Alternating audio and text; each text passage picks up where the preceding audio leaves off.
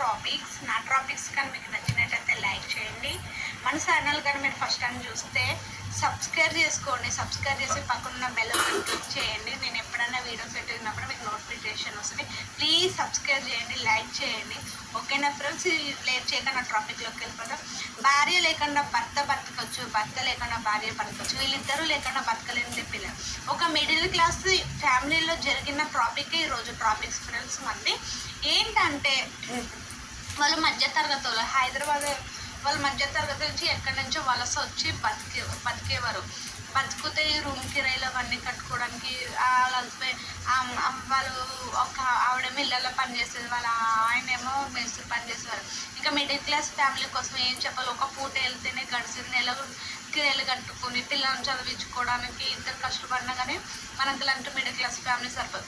అలాగే కొన్ని రోజులకి వాళ్ళ ఆయన బాగా తాగుడికి బానిస అయిపోయాడు.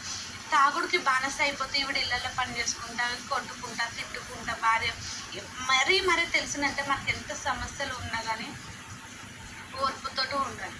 అవన్నీ ఆమె అర్థం చేసుకుని అలాగే ఇళ్ళల్లో పని చేస్తూ బతుకుతుంటే పిల్లలకి 10 years వచ్చేసి ఆమె అలా చూస్తూ ఉండగానే ఒక అమ్మాయికి 10 years, అబ్బాయికి 8 years వచ్చేస్తే ఇలా పిల్లలు పెద్దలు అవుతున్నారు అలా పడుతుంటే అమ్మాయికి అర్థం చేసుకున్న వయసు కాబట్టి అలా అమ్మ రాపలికి ఇంట్లో పనులు అవన్నీ చేసేసి అమ్మాయి స్కూల్కి వెళ్ళి వచ్చేది. అలా కొన్ని రోజులు గడుస్తుండగా అమ్మాయి మెచ్యూర్ అయ్యింది. మెచ్యూర్ అయిపోతే అమ్మాయి 10th, అమ్మాయి మెచ్యూర్ అయిపోయింది అనుకుంటా. మెచ్యూర్ అయిపోయింది 7th, 6th. అంటే అబ్బాయి 6th, అమ్మాయి 8th. అదే నేను మెచ్యూర్ అయిపోయిన అయిపోయి అమ్మాయిని ఆలోచించుకుంటూ ఏముంటుంటే చిన్న ప్రాబ్లమ్స్ ఎవరితో ఉంటే వాళ్ళ అమ్మ ఒకసారి సూసైడ్ అటెంప్ట్ అయిపోతుంటే ఆ అమ్మాయి ఆపినంట. ఆపినాక తర్వాత కొన్ని రోజులకి ఆవిడ పని చేస్తూ ఇలా చేస్తుంటే ఆ రోజు పట్టించుకోకని చేస్తే ఆవిడకి టీవీ జబ్బు వచ్చింది. టీవీ జబ్బు వస్తేనే రూపాయి లేనిది ఇలువ ఎవరు ఇయ్యరు మనకి. మన దగ్గర రూపాయి ఉన్నప్పుడు అందరూ మన వారే. నిజంగా మన దగ్గర 100 రూపాయలు ఉన్నాక అందరూ మన చుట్టాలి. ఆ 100 రూపాయలు అప్పు తెచ్చుకోవడానికి వెళ్తే ఎవరు మన వాళ్ళు కాదు. అలాగా వాళ్ళ పుట్టింటోళ్ళు మెట్టింటోళ్ళు అందుకనే ఆవిడ పట్టించుకోకపోవడం అవన్నీ చేసి తినడానికి వచ్చి వల్ల రూపాయి ఉన్నప్పుడు చూద్దాం రూపాయలు.